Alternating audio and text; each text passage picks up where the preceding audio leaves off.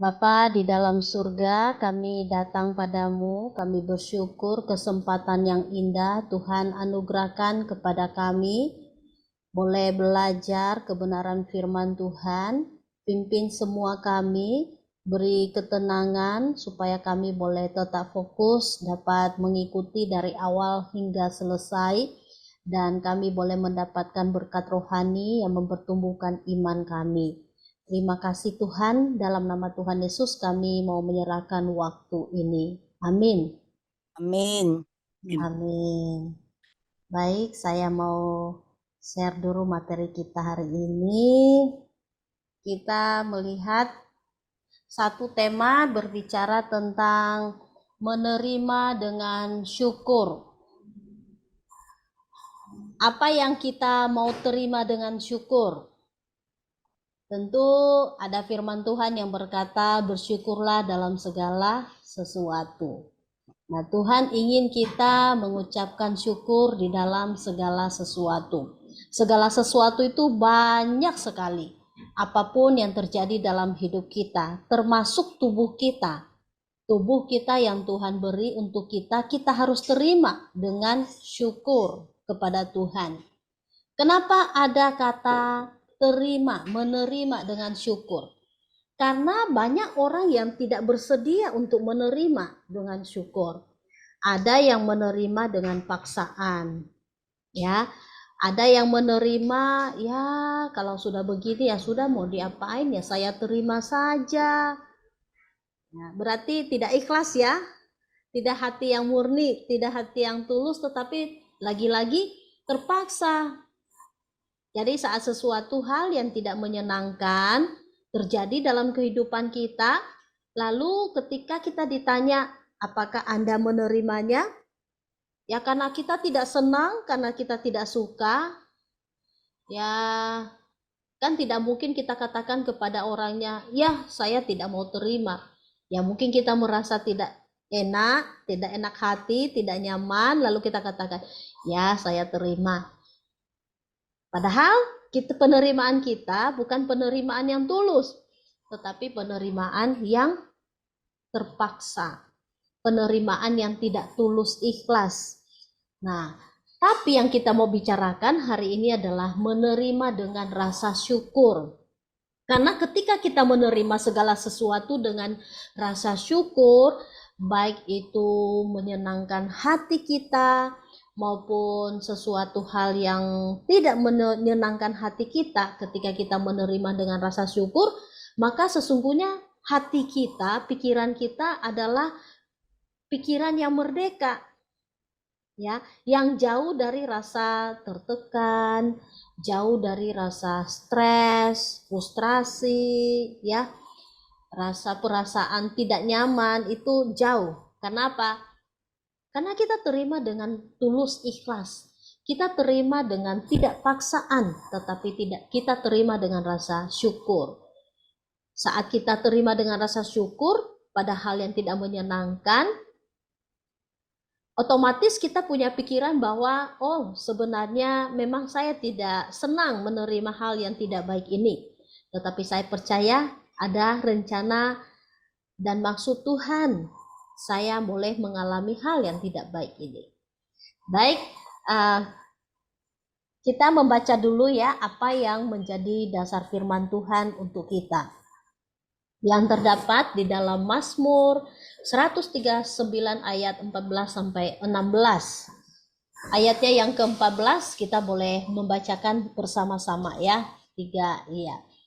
Aku bersyukur kepadamu oleh karena kejadianku dahsyat dan ajaib. Ajaib apa yang kau buat, dan jiwaku benar-benar menyadarinya. Ayatnya yang ke-15 dan 16. Tulang-tulangku tidak terlindung bagimu. Ketika aku dijadikan di tempat yang tersembunyi, dan aku direkam di bagian-bagian bumi yang paling bawah. Matamu melihat selagi aku bakal anak, dan dalam kitab. Ya, dan dalam kitabmu semuanya tertulis hari-hari yang akan dibentuk sebelum ada satupun daripadanya.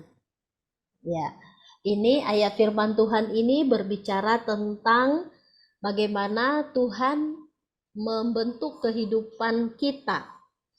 Ternyata Tuhan tahu, Tuhan telah mengaturnya sejak dari awal, sejak dari kekal sebelum kita ada. Tuhan telah merancangkan hidup kita, Tuhan telah mengatur segala sesuatu yang nantinya juga akan terjadi dalam hidup kita. Masa hidup kita pun Tuhan sudah tahu, Tuhan sudah rencanakan, dan Tuhan sudah aturkan semuanya untuk kita. Nah, kalau sudah Tuhan aturkan untuk kita, maka kita percaya bahwa di dalam pengaturan Tuhan, Dia pakai itu semua untuk dapat menggenapi rencananya untuk kita. Nah, semua ai tahu ya kalau misalnya seseorang berencana. Kalau seseorang berencana, dia pasti berpikir, rencana saya hari ini, malam ini saya mau ikut kelas pembinaan doa malam. Ya, doa malam itu dimulai 7:30 malam. Kalau begitu saya mau merencanakan di mana saya sebelum 7:30 jam 7 saya sudah harus makan malam. Setelah saya makan malam, maka saya aktifkan HP saya aktifkan Zoom. Saya tekan link, saya ikutin persekutuan doa malam dan kelas pembinaan. Nah, setelah selesai kelas pembinaan nanti, maka saya akan tidur. Nah, kita sudah susun rencana-rencana seperti itu. Kalau kita sudah susun rencana mengatur sedemikian rupa, maka itu akan kita laksanakan, akan terjadi. Itu baru kita yang merencanakan. Nah, tapi bagaimana kalau Tuhan yang merencanakan hidup kita? Apakah ada yang gagal? Tentu tidak ada yang gagal. Semuanya akan terjadi. Meskipun kita tidak mengerti. Saat Tuhan atur hidup kita nyaman, maka mungkin kita katakan, saya senang, saya bersyukur. Tapi tatkala di dalam rencana Tuhan, Tuhan atur hidup kita ada hal yang tidak nyaman, maka sesungguhnya Tuhan pakai itu untuk dapat menggenapi rencananya selanjutnya bagi kita. Sekalipun kita mungkin susah untuk dapat menerimanya. Nah, dalam bagian ini kita dapat mengerti bahwa sesungguhnya Tuhan itu telah merancangkan hidup kita sedemikian rupa. Kalau sudah Tuhan rancangkan, maka segenap rencana Tuhan harus digenapi di dalam kehidupan kita. Baik kehidupan kita yang senang maupun kehidupan kita yang tidak senang. Kehidupan kita yang menguntungkan maupun kehidupan kita yang tidak menguntungkan. Jadi segala hal yang memuaskan kita, juga segala hal yang tidak memuaskan kita, Tuhan pakai untuk dapat menggenapi rencananya bagi kita. Apa rencana Tuhan bagi kita? Tentu itu adalah rahasia bagi kita. Sebelum itu kita alami. Saat kita mengalaminya, baru kita mengerti, oh ini rencana Tuhan dalam kehidupan saya.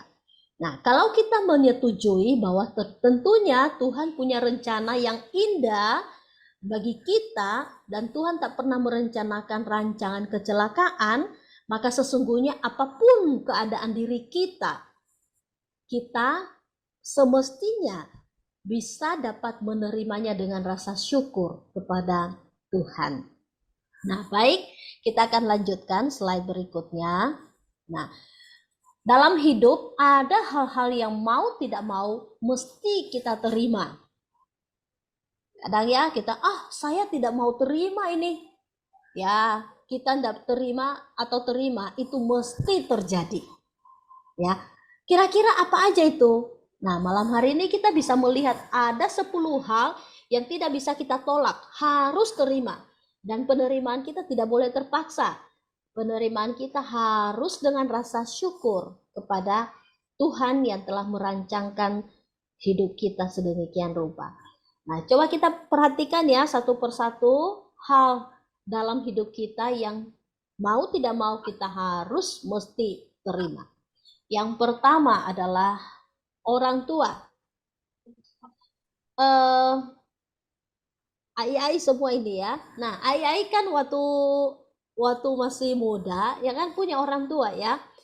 Saya juga punya orang tua. Nah, kita punya orang tua itu kita tidak bisa pilih. Semestinya saya punya orang tua si A, si B. Tapi kenapa Tuhan memberikan saya orang tua ini gitu ya? Tentu kita tidak dapat memilih siapa jadinya orang tua kita.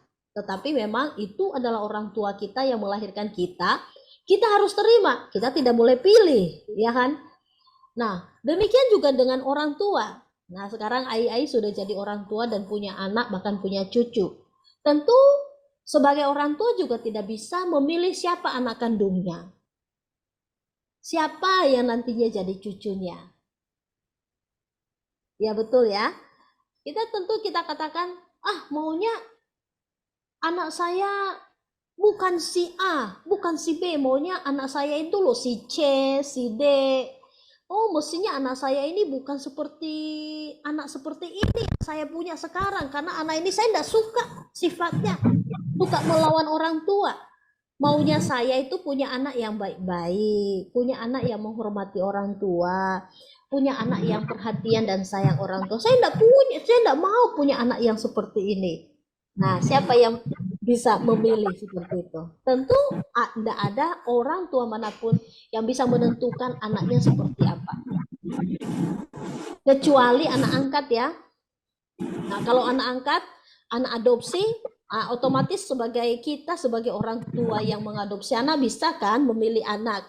Oh, saya mau mengadopsi anak, saya mau pilih dulu ya di panti asuhan, anaknya yang baik, anaknya bisa penurut, saya mau pilih yang itu, mau saya adopsi menjadi anak. Nah, tapi kalau anak kandung kita tidak bisa pilih, orang tua kita tidak bisa pilih, ya. Itu sudah ketentuan Tuhan di dalam hidup kita. Supaya apa? Supaya terjadi satu keterikatan batin antara orang tua dengan anak. Ya, ada satu hubungan atau relasi yang tidak bisa dimiliki oleh relasi yang lain ya.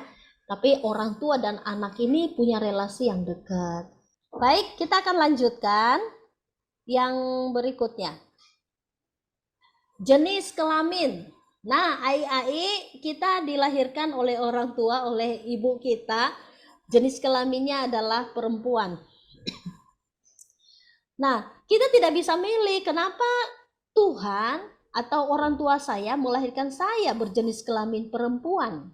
Ya, saya maunya wanita, saya maunya laki-laki, saya tidak mau perempuan. Ada kan yang seperti itu yang tidak mau terima ya jenis kelaminnya.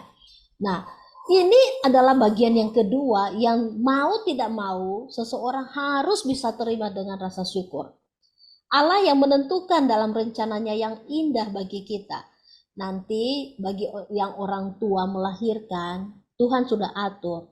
Ini jenis kelamin anak ini wanita, perempuan kah atau laki-laki? Itu Tuhan yang mengaturkan semuanya.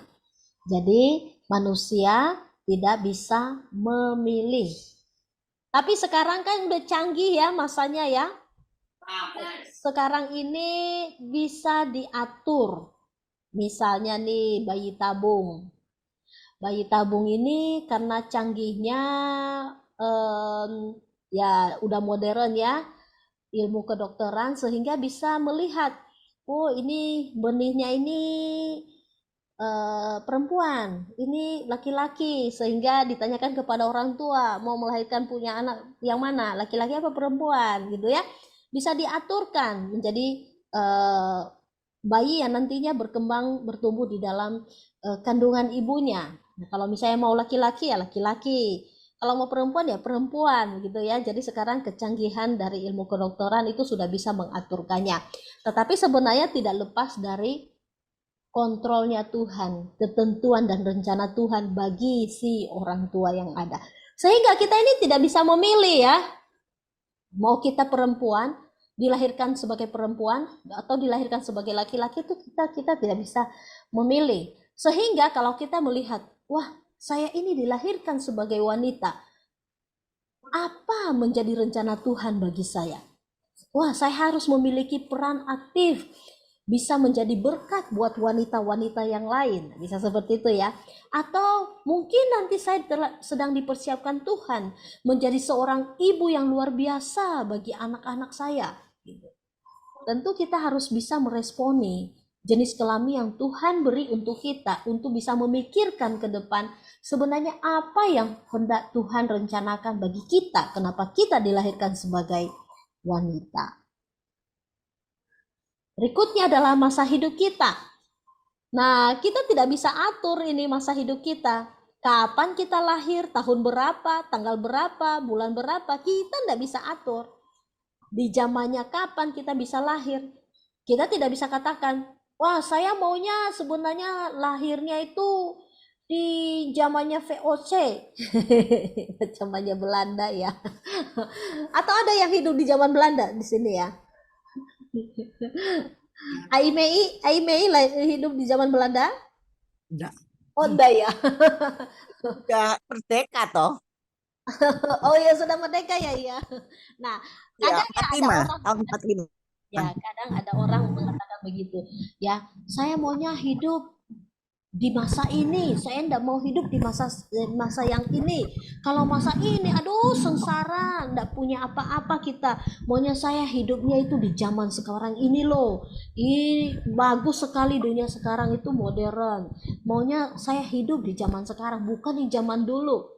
Nah, tentu kita sebagai manusia yang diciptakan Tuhan, kita enggak bisa atur kapan masa hidup kita. Karena itu, sekali lagi bahwa hal-hal yang seperti ini adalah hal-hal yang mesti kita terima masa-masa hidup kita. Oke, yang berikutnya ya. Saudara, tidak bisa kita memilih siapa saudara kita, berapa saudara kita, ya. Kita tidak bisa memilih. Kalau misalnya ada apalagi ya orang zaman dulu ya punya anak banyak, bisa sampai 10 gitu. Nah, banyak saudara itu bisa hal yang menyenangkan, bisa juga hal yang tidak menyenangkan. Hal yang menyenangkan, oh kalau kita dalam kesusahan ada saudara yang bisa kita mintain tolong.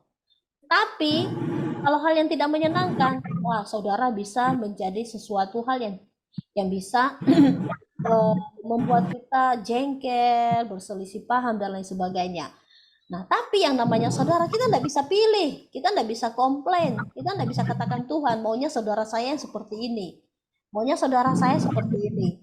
Nah, Tuhan sudah mengaturkan siapa saudara kita di dunia ini, saudara kandung kita. Jadi karena itu mau tidak mau ya kita harus bisa menerima bagian ini dengan bersyukur. Ini poin yang kelima ya, ini poin yang keempat terlewat. Nah, urutan kelahiran. Juga urutan kelahiran ini kita nggak bisa pilih. Oh, maunya saya jadi anak sulung. Atau maunya saya ini dilahirkan jadi anak tengah atau anak bungsu. Juga kita tidak bisa memilih itu. Tuhan sudah atur. Kalau mungkin di antara kita malam hari ini ada yang dilahirkan sebagai anak sulung. Atau ada yang dilahirkan sebagai anak tengah. Atau juga ada yang dilahirkan sebagai anak bungsu. Nah, tentu Tuhan lagi-lagi punya rencana. Kalau sebagai anak sulung, mengapa ya Tuhan jadikan saya anak sulung? Kalau sebagai anak tengah atau anak bungsu, kenapa Tuhan mengizinkan saya lahir sebagai anak tengah atau anak bungsu? Kenapa tidak anak sulung? Tentu Tuhan punya maksud dan tujuan untuk itu. Ya, karena itu lagi-lagi bahwa kita tidak bisa komplain sama Tuhan, juga kita tidak bisa menolak kehidupan kelahiran kita. Tetapi mau tidak mau itu adalah semestinya kita harus terima dengan rasa bersyukur. Yang berikutnya, yang keenam, postur tubuh dan wajah kita. Nah, postur tubuh ada yang pendek, ada yang tinggi. Kalau yang pendek, nah kayak seperti saya ini. Kalau yang tinggi, wah ada yang lebih tinggi lagi. Ya, nah kita tidak bisa komplain sama Tuhan. Tuhan, saya mau tinggi. Kenapa Tuhan kasih saya pendek? Ya kan ya. Karena pendek, maka jadinya tidak sampai. Kalau misalnya kita simpan sesuatu di lemari lebih tinggi, mesti harus dibantu pakai kursi misalnya ya, atau tangga tangga kecil. Tapi seorang yang tinggi juga bisa komplain, kenapa saya terlalu tinggi di antara yang pendek, saya merasa tidak percaya diri.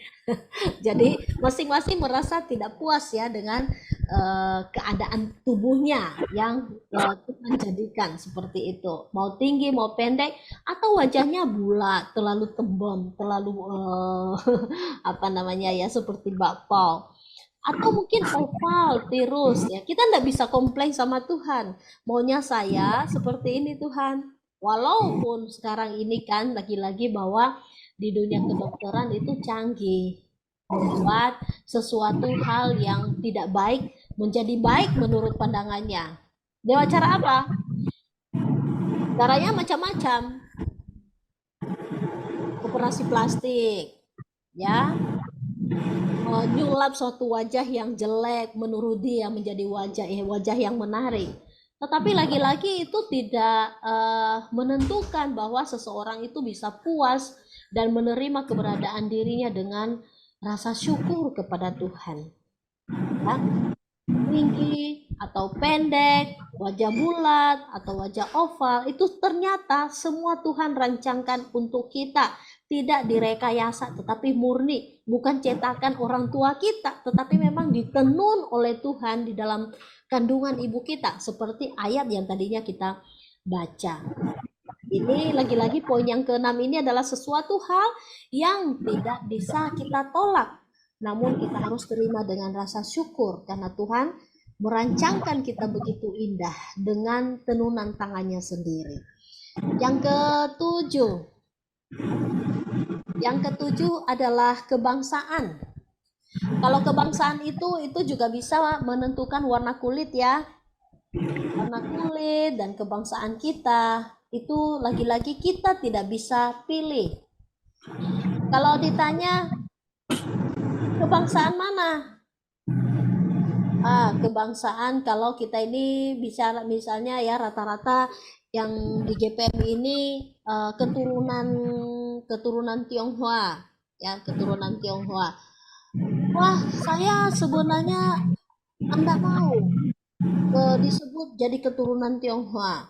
Atau misalnya saya kan orang Nias ya, saya sebenarnya enggak mau disebut suku ini, suku Nias. Saya maunya disebut suku yang ini. Jadi kita bisa mengatakan mau meminta bila diizinkan atau bila dikehendaki, bila itu bisa dirubah. Saya mestinya enggak mau menjadi kebangsaan Indonesia, tapi maunya sebenarnya kebangsaan Belanda atau kebangsaan Singapura atau apapun lah ya, kita bisa maunya seperti itu. Saya maunya warna kulit saya tidak terlalu putih tetapi agak gelap. Nah, jadi ada ya orang-orang yang bisa seperti itu juga. Kalau dia lihat, wah kulit saya terlalu gelap, saya maunya kulit yang putih. Sehingga banyak orang yang berusaha untuk dapat memoles segala sesuatu yang ada pada tubuhnya itu untuk bisa lebih serupa dengan apa yang dia mau. Itu lagi-lagi adalah bagian yang harus kita terima dengan rasa syukur apa adanya diri kita. Baik, ini yang ke-8 ya, bakat dan talenta. Nah, ternyata setiap kita yang dilahirkan di dunia ini, Tuhan kasih kita modal untuk bisa berkembang, bisa berkarya. Modal itu apa? Yaitu dikasih talenta atau dikasih bakat ya. Bakat kita apa? Ya, kita bisa menggali, kita bisa cari tahu kira-kira kesenangan kita apa, talenta kita apa, hobi kita apa, sehingga kita bisa coba melihat dan menggali lebih dalam sehingga kita bisa tahu, oh ternyata Tuhan kasih saya ini. Misalnya ya, ibu-ibu ini senang dengan mencoba sering-sering coba masak. Kalau lihat suatu menu dirasa-rasa, ini menunya apa ya, bahannya apa ya. Nah, coba dirasa-rasa lalu kemudian dipraktekin di dapur, dicek. Wah, ternyata kita berhasil untuk bisa menyamai dengan seperti cita rasa yang makanan yang hendak kita mau coba tadi, begitu ya. Lalu kita katakan, wah, apakah ini apakah ini talenta yang Tuhan beri untuk saya? Atau misalnya kita ini punya bakat untuk dapat menyanyi, ya, menyanyi senang memuji Tuhan, nyanyi. Kita coba dengar suara kita ini sepertinya enak didengar, sehingga kita katakan, wah, jangan-jangan Tuhan kasih saya bakat bisa bernyanyi. Atau misalnya murah senyum, senang ramah menyambut orang, gampang bersahabat, misalnya ya. Lalu kita coba pikir-pikir, apa ya bakat saya ini? Orang yang baru kita kenal saja kita bisa langsung deketin, kita bisa langsung ajak ngobrol dan langsung bisa akrab. Nah, ini juga bakat dan talenta. Lalu sehingga kita bisa bertanya, apakah Tuhan kasih saya bakat seperti ini sehingga gampang saya bisa bergaul dengan siapapun, sehingga dengan bakat itulah maka kita bisa kembangkan dengan cara kita ini bisa menjadi pelayan Tuhan yang bisa mencari jiwa, menjangkau jiwa untuk Tuhan. Atau apalagi banyak sekali kalau kita punya potensi, bakat, minat ya, kita coba lihat, saya ini senang kita coba senang baca buku kah, senang menulis kah, gitu ya. Lalu kita bisa tahu, oh, mungkin ini adalah bakat yang Tuhan beri untuk saya, sehingga saya mencoba untuk menulis pengalaman hidup saya yang nantinya bisa dipakai Tuhan untuk memberkati orang banyak yang bisa membaca buku saya. Bisa seperti itu juga. Dan bakat dan talenta ini kita tidak bisa katakan, saya tidak mau bakat ini. Saya sebenarnya mau bakat seperti si A pintar bernyanyi, seperti si B pintar main musik, seperti si C pintar pimpin pujian, atau seperti si D pintar berdoa syafaat. Wah, saya mau seperti itu. Saya tidak mau bakat memasak. Tidak bisa seperti itu. Kita tidak bisa iri kepada orang yang punya bakat yang semestinya kita mau. Tetapi kita mesti harus tahu bakat saya apa yang nantinya kita bisa kembangkan. Dengan kita bisa tahu bakat kita, maka dengan bakat atau talenta itu adalah satu bekal untuk dapat kita melayani Tuhan. Bakat dan talenta itu kita bisa pakai untuk bisa berbuah ya, berdampak bagi orang lain. Dan semua bakat dan talenta, mau satu atau lebih, itu kita bisa mempertanggungjawabkannya itu di hadapan Tuhan. Jadi jangan memendam bakat, jangan memendam talenta. Seperti perumpamaan yang digambarkan oleh Tuhan Yesus ya, ada 3 hamba. Yang hamba pertama dikasih 5 talenta, hamba kedua dikasih 2 talenta, hamba ketiga dikasih 1 talenta. Hamba pertama yang 5 talenta dan hamba kedua yang 2 talenta pergi dan mengembangkan 2 kali lipat jumlah talenta yang diberi. Sementara hamba yang ketiga dikasih talenta 1, diapain? Dikubur. Tidak mau mengembangkannya. Sehingga ketika tuannya balik memintai pertanggungjawab, maka Tuhan menolak hamba yang ketiga ini. Karena apa? Dia tidak mau mengembangkan talenta yang tuannya percayakan bagi dia. Jadi hamba yang pertama dan hamba yang kedua lah yang dipuji oleh Tuhan karena dia mengembangkan talenta yang dia bisa pertanggungjawabkan talenta yang tuannya percayakan untuk tuannya. Nah, kita juga begitu ya. Kita punya bakat, kita punya talenta. Kita yang bertanggung jawab di hadapan Tuhan.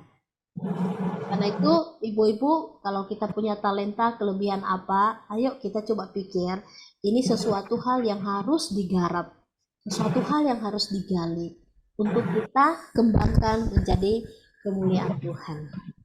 Nah,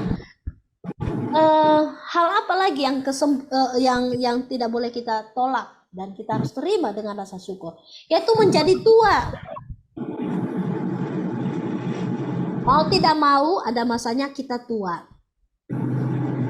Ya, siapa yang mungkin belum silent, apa bisa di mute, agak-agak bunyi, bisa dimatikan mic-nya, adakah? Oke ya. Jadi hal yang kesembilan yang tidak mungkin kita bisa tolak yaitu adalah menjadi tua.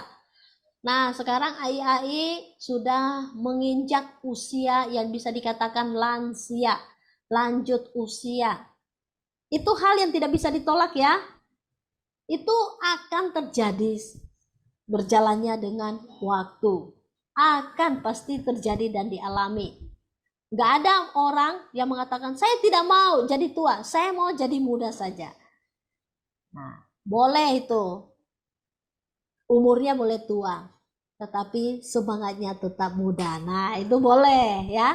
Seperti Ai Maria Seng. Nah, boleh lah ya. Umur menjadi bertambah tua, tetapi semangat itu tetap jiwa muda. Nah, itu kita bisa katakan seperti itu. Karena itu ada banyak hal yang terjadi di masa tua. Kenapa orang-orang memang susah untuk dapat menerima masa tuanya? Karena tidak siap menerima apa yang nantinya kelak akan terjadi. Yang tentunya itu bisa menyusahkan hidupnya. Sehingga itu yang membuat dia merasa risau, merasa gelisah, tidak rasa tenang, menolak masa tuanya. Dan yang ke-10 yang tidak bisa ditolak adalah kematian. Masa tua dan kematian ini adalah sesuatu hal yang belum terjadi ya. Kalau masa tua sudah terjadi nih dan akan terus berlangsung terjadi. Yang sudah terjadi apa tadi? Yang poin pertama sampai poin yang ke-8 itu kita sudah jalanin ya. Kita sudah jalanin. Nah, sekarang yang kita masuk di poin yang ke-9 dan akan masuk di poin yang ke-10. Kita sedang jalanin poin 9 menjadi tua. Nah, seperti apa suka dukanya menjadi tua? Tentunya Tuhan mau semua lansia boleh tetap menerimanya dengan rasa ikhlas. Ya, ikhlas kepada Tuhan mengizinkan masuk di umur yang tua, ya, di umur yang lanjut usia, yang tentunya dengan segala sesuatunya itu akan merosot, ya. Fisik, daya ingat, kekuatan kita tidak bisa lagi seperti muda dulu, tetapi itu akan tambah lambat laun itu tuh akan merosot.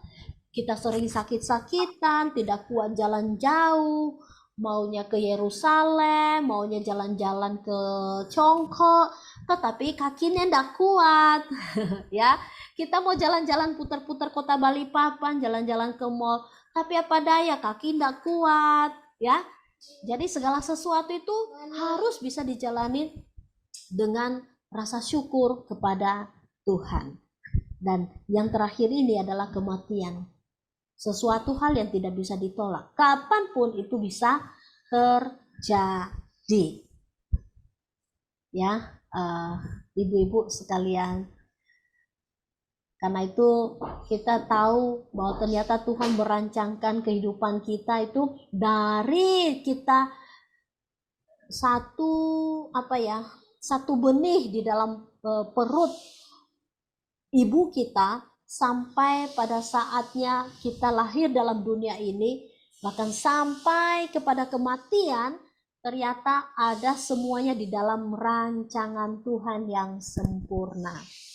Dan di dalam rancangan Tuhan yang sempurna, tentu ada suka, ada duka, ada tawa, ada air mata, ada sehat, ada sakit, ada muda, ada tua, dan ditutup dengan kematian. Bagaimana kita dapat menyikapi semuanya itu? Hanya satu. Kita memahami bahwa hidup kita adalah milik Tuhan. Segala sesuatu yang terjadi dalam hidup kita adalah Tuhan telah merancangkan di dalam rencana yang sangat mulia, sangat indah. Karena saya tidak paham, karena saya tidak mengerti, tidak tahu menahu tentang semuanya itu, maka saya harus tetap menjalaninya dengan rasa percaya sepenuhnya pada pimpinan Tuhan di dalam hidup saya. Saya mensyukuri apa yang ada. Saya harus ikhlas menerima semuanya dengan rasa syukur kepada Tuhan. Ketika saya sakit, saya ikhlas Tuhan untuk menggenapi rencana Tuhan selanjutnya. Siapa tahu dengan rasa sakit yang saya alami saat ini, ketika Tuhan kasih saya tetap semangat, maka bisa memberikan kekuatan, penghiburan kepada mereka yang melihat saya yang sedang sakit. Siapa tahu dengan masalah yang saat ini sedang saya tanggung, tetapi saya tetap berpegang teguh, tetap setia pada Tuhan, tidak pernah tinggalkan Tuhan. Dengan itu mereka yang ada di sekitar saya memperhatikan saya, mereka akan penasaran, kenapa dia kuat? Mereka akan memuliakan Tuhan melalui kesaksian hidup saya. Kiranya apa yang menjadi satu pelajaran yang boleh kita lihat malam hari ini, boleh memberikan kita semangat, kekuatan untuk tetap mensyukuri apa yang terjadi dalam kehidupan kita. Karena itu saya mengajak kita untuk dapat membaca sebelum kita membaca satu ayat. Kalau kita terima semuanya, maka yang terjadi adalah rasa syukur yang membuat kita bahagia. Dan kebahagiaan kita adalah sesuatu yang tidak bisa diberi oleh dunia. Tetapi kebahagiaan kita adalah asalnya itu dari Tuhan. Kalau orang dunia tidak bisa melihat kebahagiaan kita. Tetapi kita sendiri, kita bisa lebih bahagia. Ketika kita ikhlas dengan hati yang tulus dan murni, mensyukuri semua apa yang terjadi dalam hidup kita, maka kita melimpah dengan rasa damai, sukacita, bahagia. Tetapi sebaliknya, bila kita menggerutu, komplain, menolak keberadaan hidup kita, kita iri kepada sesama kita yang hidupnya lebih baik daripada kita, lebih menguntungkan, lebih nyaman, lebih kaya, kita miskin, ya. Dia kok lebih punya talenta bakat yang lebih baik daripada kita, dia hidupnya kok lebih menonjol daripada kita, sehingga membuat kita tuh cenderung tidak mensyukuri apa yang ada pada kita. Apa yang terjadi? Yang terjadi adalah frustrasi. Frustrasi, tidak bisa terima. Tidak bisa menerima apa yang ada pada diri kita. Sehingga kalau kita sudah frustrasi, tidak bisa terima segala sesuatu, kita tidak bisa bersyukur, maka yang terjadi adalah kita tidak bisa berdamai dengan diri kita sendiri. Kenapa? Diri kita tolak kok. Kita menginginkan kehidupan orang lain itu maunya kita seperti itu. Nah, itu sesuatu hal yang keliru, yang salah. Kalau kita menginginkan kehidupan orang lain itu bisa jadi hidup kita, maka tentunya kita kehilangan damai. Kita menolak diri kita, tentunya kita kehilangan damai. Ya, tidak kita berdamai lagi dengan diri kita. Kehilangan damai sejahtera dan sukacita. Yang terjadi apa? Kekhawatiran, rasa iri, rasa benci, kecewa dengan Tuhan yang menciptakan kita, dan lain sebagainya. Ya, tidak dapat bersyukur, otomatis apa yang kita syukurin, tidak ada sesuatu hal yang membuat kita rasa puas. Ya, tidak bisa bersyukur sehingga membuat kita rasa frustrasi, kecewa, stres. Relasi kita juga menjadi tidak baik, rusak dengan orang lain, relasi kita dengan orang lain jadi rusak, relasi kita dengan Tuhan juga rusak, ya, dengan sikap kita yang menolak apa yang ada pada diri kita yang adalah pemberian Tuhan. Terus kemudian kemarahan kepada Tuhan. Kenapa kita meratapi nasib kita? Mengapa Tuhan memberi saya hidup seperti ini? Mengapa Tuhan saya bisa susah sepanjang hidup saya ini? Jadi suatu kemarahan, ya, kemarahan kepada Tuhan. Jadi kalau kita sudah marah, kita tolak diri kita, maka percayalah rasa syukur itu pun jauh dari hati kita, jauh dari mulut kita. Sehingga itulah yang membuat kita tidak bahagia. Dan sikap seperti itulah yang membuat kita semakin sengsara, semakin susah. Ya, tetapi sebaliknya, bila kita mensyukuri apa yang ada pada diri kita, dan menyatakan, Tuhan nyatakanlah kehendak-Mu bagi saya melalui keadaan saya yang mungkin susah, sakit, lemah, tak berdaya, tidak seperti si A dan si B, si C. Saya tahu bahwa Tuhan punya rencana yang indah untuk saya. Tuhan pakai saya boleh menjadi berkat bagi orang lain.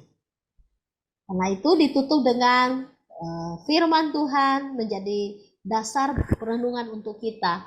1 Tesalonika 5 ayat 16 sampai 17.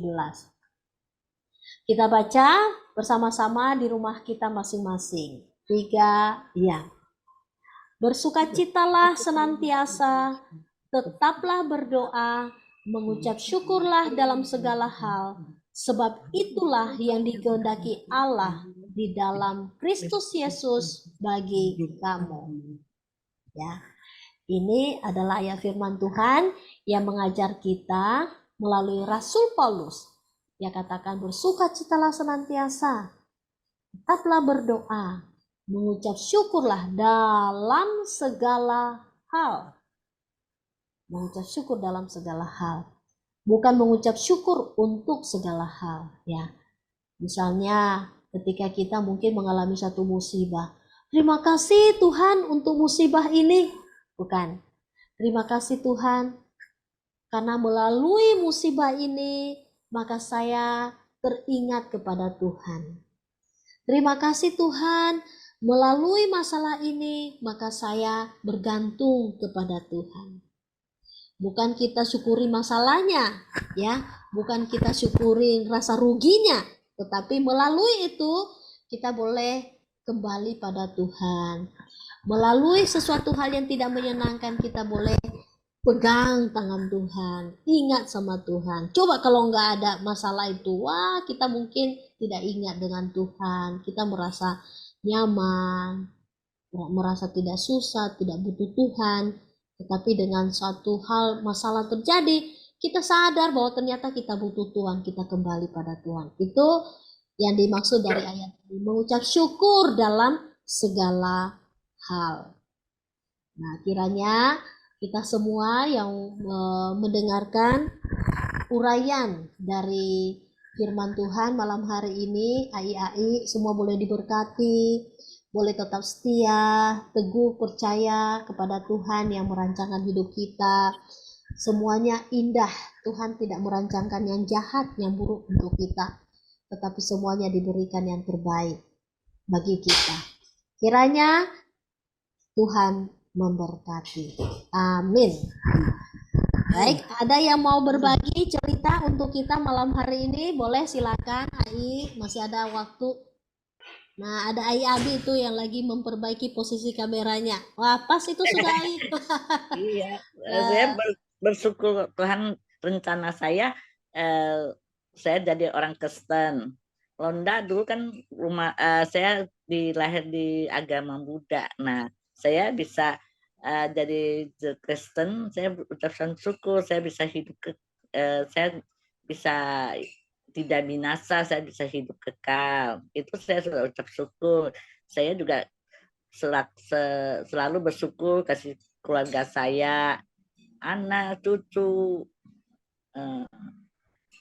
Hari-hari saya selalu cukup gitu loh. Hari-hari keperluan cukup, mendapat kekurangan, itu saya selalu bersyukur. Banyak saya bersyukur, segala sesuatu saya bersyukur. Amin. Ya, terima kasih Ai untuk kesaksiannya. Makanya tadi saya katakan ya, kalau ada rasa sakit sedang menimpa, seringkali mungkin kita merasa mengapa ya Tuhan berikan saya sakit seperti ini, sehingga itu mempengaruhi fisik kita, ya, semakin lemah, ya, semakin lemah, semangat kita semakin menurun. Tetapi ketika kita membalik pernyataan kita, kita tidak bertanya lagi kepada Tuhan, mengapa ya Tuhan? Kita bisa katakan, Tuhan, saya tidak mengerti apa rencana Tuhan di balik sakit saya. Tapi kalau Tuhan mau punya rencana yang indah melalui sakit saya, jadikanlah saya berkat. Nah, secara khusus ya, saya secara pribadi saya lihat Ayabi ini itu berulang-ulang saya katakan, setiap saya lihat Ayabi semangat pelayanan itu membuat saya itu terdorong menjadi inspirasi. Wah, Ayabi yang pincang-pincang gak kuat aja bisa semangat loh datang ke gereja melayani Tuhan dalam keadaan terbatas, apalagi saya yang masih muda ya, fisik masih kuat, mengapa saya mau malas-malas pelayanan? Nah itu saya lihat Ayabi seperti itu membuat saya semakin bersemangat. Ya, mungkin Ayabi tidak tahu ya kalau Ayabi ini dipakai Tuhan untuk memberkati banyak orang. Tapi melalui contoh ini kita bisa berpikir berbeda ya dengan pikiran yang negatif tadi ya. Karena kalau negatif itu bisa menurunkan sistem imun tubuh kita ya. Tetapi kalau kita berpikir lebih baik, positif, ya itu akan memberi kita semangat. Ada lagi ayai yang bisa bersaksi? Ayo. Itu ada susu tuh di belakang Aimei. Nah. Aimei, ayo ada yang kesaksian? Ada kesaksian I? Ai Maria, Ai Erlin. Aimei bersyukur ya anaknya dari itu mau datang dari apa Belanda ya. Ya. Oh ya. Mei, ayo C Mei, kesaksian sedikit. Yalah, saya juga bersyukurlah ya, seperti itu Sumei. Dulu kan bukan Kristen cuma Buddha ya. Akhirnya saya bisa masuk Kristen, bisa percaya dengan Tuhan Yesus. Juga berkat Tuhan Yesus, saya pernah 2 kali operasi ya. Operasi ini kanker payudara, tapi berkat Tuhan yang lewat tangan dokter, lewat obat, sembuhkan itu operasi saya lancar dan sembuh sampai sekarang. Biasa kanker itu mengerikan ya. banyak bisa mati lah. Tapi puji Tuhan lah. Tuhan sembuhkan saya sampai sekarang saya masih bisa hidup. Ya. Puji Tuhan. Ai Mei, kalau boleh tahu umur berapa sekarang I? 77. Oh, luar biasa ya. Tuhan ada kasih bonus. Nah, ada lagi selain Ai Mei? Ai Ming I? Ada ya. Tuhan berkati, sepuji Tuhan gitu aja. Iya, iya. Ada lagi Ai Pok Ai. Gimana Ai Pok Ai kabarnya? Ai Henihu barusan berobat. Bagaimana kabarnya I? Diaktifkan mic-nya I supaya kedengaran suaranya. Sepi aja. Ya, saya kan waktu hari itu kan ke Malaka, pas saya sakit pilek, jadi belum bisa dioperasi mata. Ya gitulah, ya, asuk yang operasi mata dan disuntik matanya. Ya bersyukur lah ya, sampai sekarang matanya ya tidak apa-apa. Gitulah. Nah, nanti saya mungkin kembali mau operasi mata lagi. Oke, ya. Keparak ya Ayah. Dan ada sesuatu gitu apa gitu. Oh, iya baik. Nanti kita doainnya ya. Ya. Nanti berdoa sama Tuhan lah, minta apa Tuhan kan. Iya. Ada lagi? Jaga kita gitu. Ayerlin yang lagi jaga toko obat. Ayo Ren, semangat Ren. Ya gitulah, tiap hari berdoa, bersyukur terus. Itu aja, bersyukur, bersyukur. Bangun tidur bersyukur. Ya, Shen. Mintip-mintipnya. Iya, Itu iya. aja semua bersyukur itu sudah tiap hari itu bersyukur hidup itu. Ya, Ya, Tuhan kasih kita nafas hidup, kita puji Tuhan ya, iya. puji Tuhan bersyukur, bangun tidur bersyukur, Ya, beri nafas hidup, ya kan? Tiap hari selalu bersyukur, iya, syukur sama Tuhan, ya. betul, betul. Ya, kalau kita menyadari ya, bahwa ternyata kita nafas aja itu bukan karena kita loh ya, tapi memang Iya, semata-mata karena betul. Tuhan ya. Kalau kita sering-sering besukin orang di rumah sakit, nah, di situ membuat kita benar-benar menyadari bahwa ternyata kalau kita fisiknya saat ini kuat, sehat aja, ternyata bukan karena kita, tapi karena Tuhan. Ada lagi Ai, siapa lagi? Ai Winnie, Ai Mariasen. Mariaseng berangkat kalau ya sama Reni Sengnya. Ini Loh, loh Ai Mariasen, di mana mana ya? ini? Di rumah kan, di Belum. Balikpapan. Tanggal 21. Oh, tanggal berapa? Tanggal 21. Oh iya. Iya. Kita selalu bersyukur terus ya setiap hari. Ya, saya boleh sharing sedikit. Saya setiap bertemu dengan tidak hanya keluarga, teman-teman, selalu mengatakan, aduh, Maria, kamu kok sekarang rasanya senang terus ya. Sejak suamimu meninggal, kamu malah senang betul. Sering jalan, berangkat-berangkat. Jadi saya rasanya kok mereka dengan kata sejak suami saya meninggal, saya bisa merasakan bebas, senang, jalan. Sebenarnya semua itu adalah kemurahan Tuhan. Saya bilang saya bersyukur pada Tuhan. Tuhan memberikan anak-anak ya yang mempunyai hati yang tidak hanya waktu sudah kehilangan papanya, tapi memang mulai kecil mereka senantiasa diajarin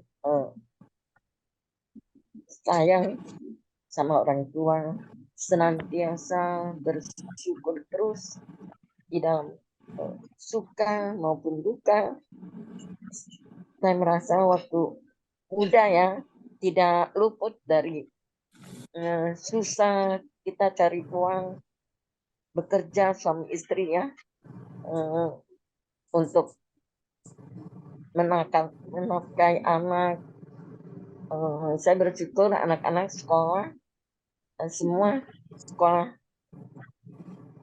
tinggi ya. Mereka bisa saya sekolahin sampai lulus, bisa kuliahkan mereka sekolah tinggi sampai lulus, dan sekarang mereka sudah masing-masing berkeluarga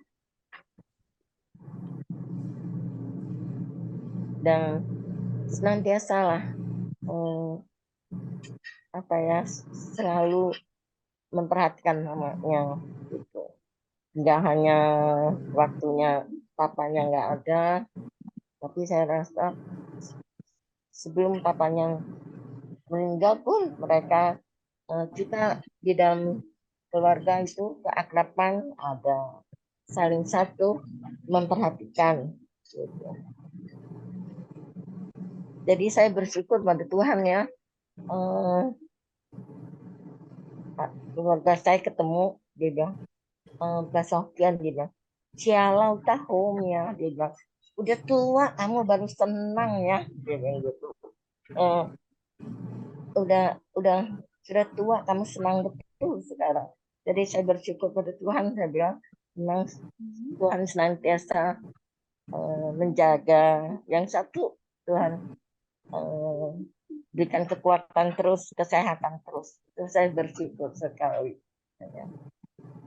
Ini saya baru dapat telepon dari anak. Tolong ya doakan semua. Olive ini sekarang lagi sakit, demam dia. Ini baru dibawa ke UGD di Jakarta. Itu aja sih. Oke, baik. Saya bersyukur Ya. pada Tuhan. Tuhan senantiasa menjaga keluarga saya. Oke, baik.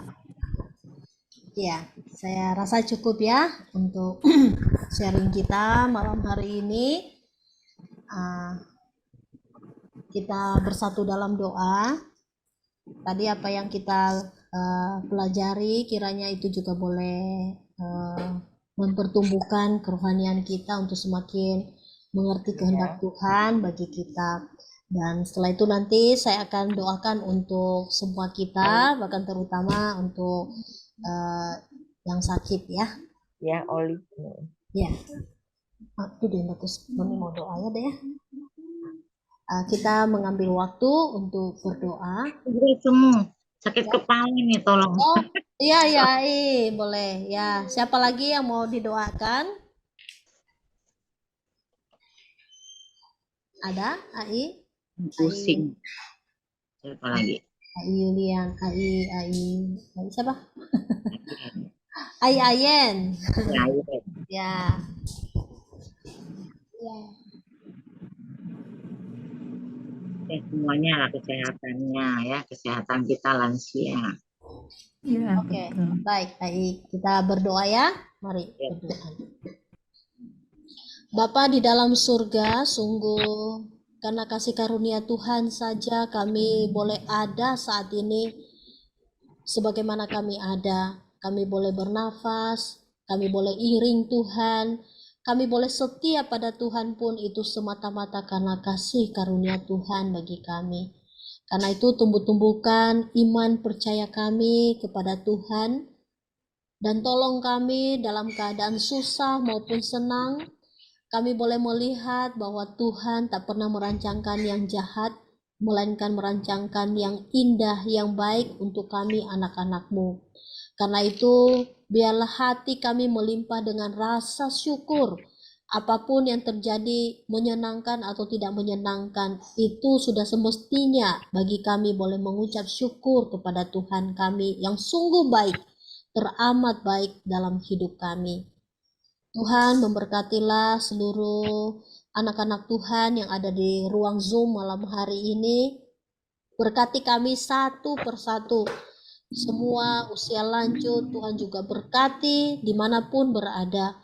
Berikan kekuatan, berikan kesehatan, pulihkan bagi yang sakit, baik untuk Ai Heniho, bagian matanya juga yang punya ada satu gangguan. Tuhan juga jamah, Tuhan pulihkan, di mana rencana akan kembali lagi ke Malaysia. Kiranya Tuhan yang boleh mengatur pertemuan dengan dokter sehingga boleh diproses dengan sesuai dengan apa yang terbaik bagi Ai Heniho. Demikian juga untuk Ai Ayen yang sakit di bagian kepala. Mari Tuhan jamah, Tuhan pulihkan Ai Ayen melalui aktivitas yang mungkin berat hari demi hari. Ai boleh memiliki waktu untuk dapat beristirahat untuk dirinya sehingga boleh memulihkan Ai. Berikan ketenangan hati dan pikiran, apapun yang mungkin menjadi beban yang dipikirkan Tuhan kiranya angkat dan berikan kelegaan sehingga sakit kepala Ai juga boleh teratasi.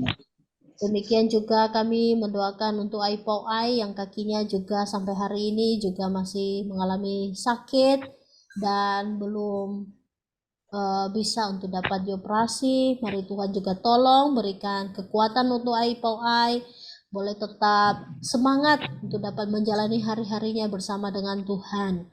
Doakan juga untuk Ai Abi, kakinya juga yang seringkali juga kambuh. Mari Tuhan juga pulihkan, Engkau jamah Dan lebih dari semuanya itu, kekuatan hati boleh tetap memiliki rasa percaya dan semangat itu yang boleh membuat AI memiliki kekuatan dan kesehatan yang baru yang Tuhan anugerahkan hari demi hari. Demikian juga kami doakan untuk Olive yang saat ini juga sedang di UGD karena mengalami demam. Kami tidak tahu persis apa yang sedang diderita oleh Olive, dan kiranya dokter yang menanganin boleh mendiagnosa bahkan memberikan obat yang tepat untuk Olive. Pulihkan Olive, jamah dengan tangan Tuhan yang penuh kuasa sehingga Olive boleh mengalami kesembuhan yang dari Tuhan saja. Berkati AI Maria Seng juga yang mungkin saat ini mengalami sedih karena anaknya sakit. Kiranya Tuhan hiburkan hatinya, bahwa percaya bahwa Tuhan sanggup menjaga anak-anaknya dimanapun berada, memberkati hidupnya, memberikan ketenangan di dalam batinnya. Demikian juga untuk Aimei, ya Tuhan, terima kasih untuk usia 77 tahun yang boleh Ai capai hingga saat ini juga semua karena kasih karunia Tuhan, melewati serangan kanker. Tuhan telah mempercayakan dia boleh hidup hingga hari ini semua karena anugerah Tuhan. Karena itu pakai Aimei boleh terus menjadi anak Tuhan yang terus setia, bahkan dipakai boleh menjadi berkat bagi keluarga, bahkan bagi banyak orang. Semua yang mungkin tidak bisa sebut satu persatu, Engkau tahu setiap kami dalam pergumulan yang ada. Kiranya Tuhan yang boleh menolong, memberkati, bahkan memberi jalan keluar dari setiap pergumulan yang ada. Ajar kami boleh tetap mengucap syukur setiap harinya, karena Tuhan senantiasa baik dan memberkati kami. Terima kasih Tuhan, kami mau istirahat, tidur malam hari ini. Tuhan menaungi kami dengan kasih-Mu, sehingga kami boleh memiliki tidur yang berkualitas, dan besok pagi bangunkan kami dengan tubuh yang sehat. Dan kami boleh berkarya bagi Tuhan. Terima kasih, dalam nama Tuhan Yesus kami berdoa. Amin.